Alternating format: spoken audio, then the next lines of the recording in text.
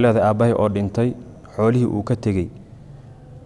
ayaan masaajid ugu dhisnay intaan dhaxal ahaan loo qaybinin ee arinta ma saxba xoolaha hadduu meydku ka tago isaga wax looguma dhisi karo loomana sadaqayn karayo allahumma hadduu dardaarmay oo uu saddex meelood meel buu xaq u leeyahay inuu dardaarmay haddii uu dardaarmay wixii uu dardaarmay dardaarankii waa laga fulinayaa oo saddex meelood meel hantidiisa ah wixii ka siyaasan maya hadduusan dardaarmin iyo wixii saddex meelood meel ka siyaasanba dhaxal wey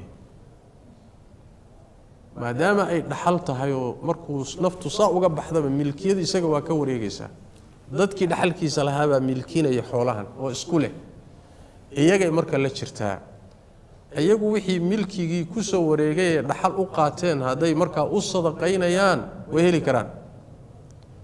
waa haday ehel u yihiin tasarrufka noocaas haday ehel u yihiin oo ay dad waaweyn oo qaangaar yihiin haday qaangaar yihiin way u sadaqayn karaan way u bixin karaan xoolaha dhan bay u sadaqayn karaan haday ku jiro caruuran qaangaar ahayn haday ku jirto lama bixin kara iyaga waxooda lamana sadaqayn karayo aabana looma sadaqayn karo hooyana looma sadaqayn karo dhimatay caruurta yar yarkeen qaan gaadhin waxooda ayaga iskale markay qaan gaadhaan ayagu ama ha sadaqeeyeen ama ayagu ha isticmaalaan laakiin dadka qaan gaadhka ah wixii dhaxal ku soo hagaagay way u sadaqayn karaan